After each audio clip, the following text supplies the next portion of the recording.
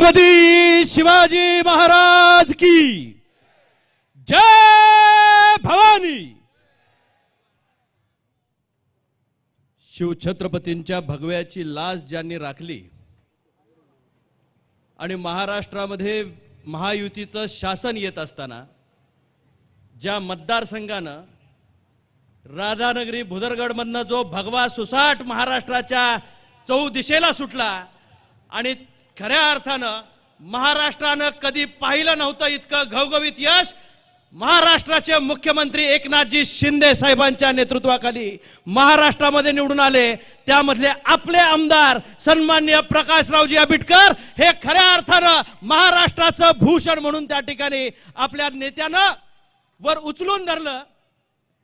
त्यांच्या ह्या आभार कार्यक्रमाच्या निमित्तानं स्वतः राज्याचे तत्कालीन मुख्यमंत्री आणि आत्ताचे उपमुख्यमंत्री आम्हा सर्वांचे नेते आदरणीय एकनाथजी शिंदे साहेब आज आपल्या भेटीसाठी आलेत।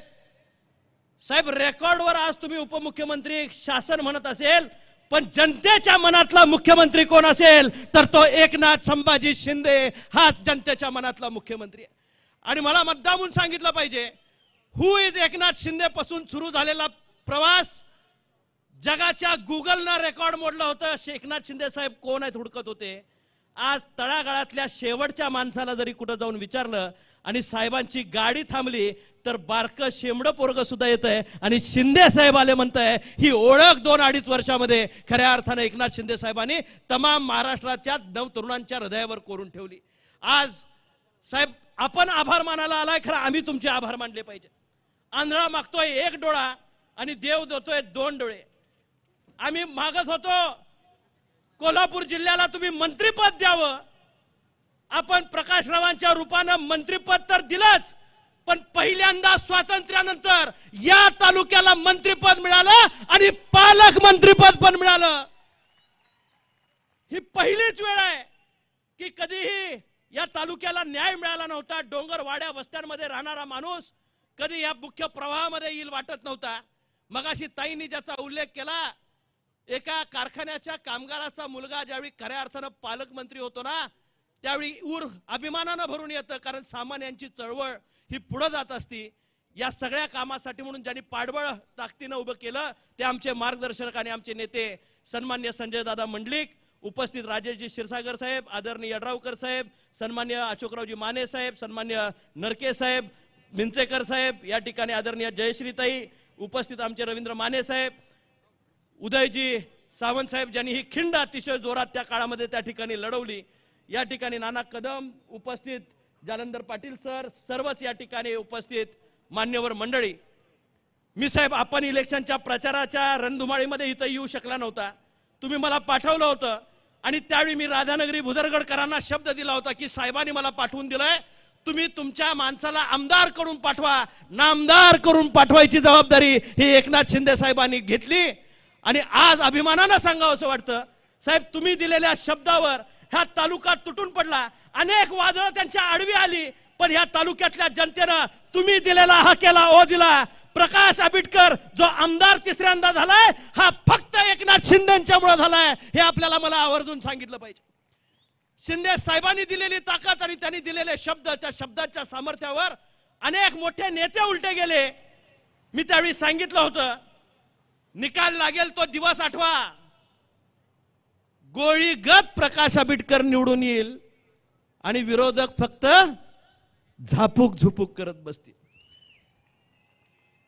आज परिस्थिती तशीच झाली साहेब। तुम्ही येणार, आज सगळ्या जेसीपी नटले होते, गावागावातल्या लोकांनी आनंद पाहिला होता। महाराष्ट्रानं खऱ्या अर्थाने एकनाथ शिंदे साहेबांच्या रूपानं जनतेचा मुख्यमंत्री कसा असू शकतो हे या ठिकाणी पाहिलं। तळागाळात राहून सामान्यांची सेवा करणारे एकनाथ शिंदे साहेब आज आमच्यासारखं नेतृत्व, आमच्या सर्वांचं नेतृत्व करतायत, आमच्या सर्वांचं भाग्य घडवण्याचं काम करतायत। निश्चितच या ठिकाणी मी आपल्याला सांगू इच्छितो साहेब, कोल्हापूर जिल्हा 10 पैकी 10 स्कोर पैकीच्या पैकी मार्क आपल्याला त्या ठिकाणी दिलेत।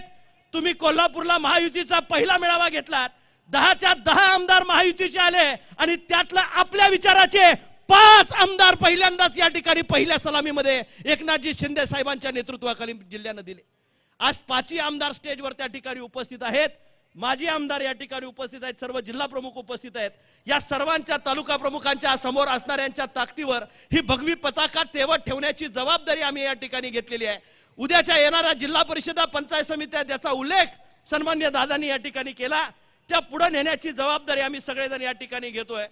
पक्षाचं बळ वाढतंय कारण नेतृत्व खंबीर आहे, विचाराला मुरड घातलेली नाही, विचाराशी तडजोड केलेली नाही। बाळासाहेबांचे विचार नुसते मनात आठवून ठेवलेले नाहीत, ते आचरणात आणले आणि आज बाळासाहेबांचा विचार दिल्ली दरबारी असू दे किंवा महाराष्ट्र शासनामध्ये खंबीरपणे एकनाथजी शिंदे साहेब त्या ठिकाणी पुढे घेऊन जात आहेत। तुमच्यातला एखाद्या मुलाला हात देत असताना सुद्धा त्यांना स्वतःच्या परिस्थितीची जाणीव आहे।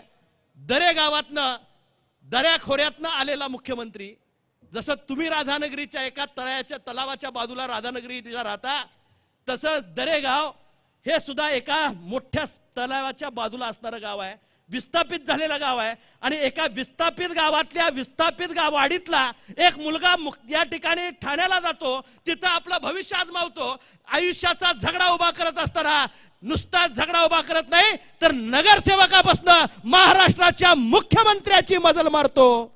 हा दैदिप्यमान इतिहास घडवून दाखवणारी मनगटातली आणि मनातली ताकद, ही विचाराची ताकद बाळासाहेबांनी आणि दिघे साहेबांनी त्यांच्या अंगीकारली। आणि मला आज आनंद वाटतो की असं नेतृत्व आमचं भाग्य आहे साहेब। आम्ही कुठल्या जन्मीचं पुण्य केलं होतं माहित नाही, पण तुमच्यासारखा नेता मिळणं हे आम्हा सर्वांचं भाग्य आहे की सगळ्यांना ताकद आपण या ठिकाणी दिली। कोल्हापूर जिल्ह्याच्या राजकारणाला एक वेगळं वळण या ठिकाणी मिळालं आणि या शाहू महाराजांच्या नगरीमधनं आपल्याला साथ घालत असताना मी एवढंच सांगेन, समोर बसलेल्यांना अभिमान वाटेल असं काम या ठिकाणी प्रकाशराव करणं गरजेचं आहे। हा फेटा साहेबांच्या डोक्यावर जो घातला त्यावेळी तो फेटा बांधणाऱ्याला साहेबांनी सांगितलं, बाळू मामासारखा जो फेटा डोक्यावर होता ना तसा बांध म्हटली। आज बाळू मामाचा आशीर्वाद घेऊन साहेब स्टेजवर त्या ठिकाणी येत आहेत। आंबेडकर साहेबांनी पालकमंत्री झाल्यानंतर पहिलाच सत्कार या ठिकाणी आपल्या परिसरामध्ये घेतला आणि सर्व आमदारांच्या वतीनं जिल्ह्याच्या वतीनं या ठिकाणी घेतला।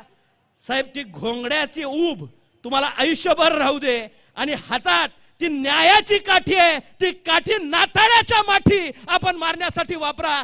जिथं जिथं चूक असेल तिथं ते शस्त्र वापरा। बाळू मामांच्या आशीर्वादानं तुम्हाला आयुष्यात काही कमी पडणार नाही। निश्चितच त्यांच्या आशीर्वादानं आम्ही सर्वजण, मी पिवळा घालून आलो होतो आज बाळू मामाकडे जायचो म्हणून, आणि मला बऱ्याच जणांनी विचारलं मिशीस ठेवला, दाढी कुठे गेली म्हणून।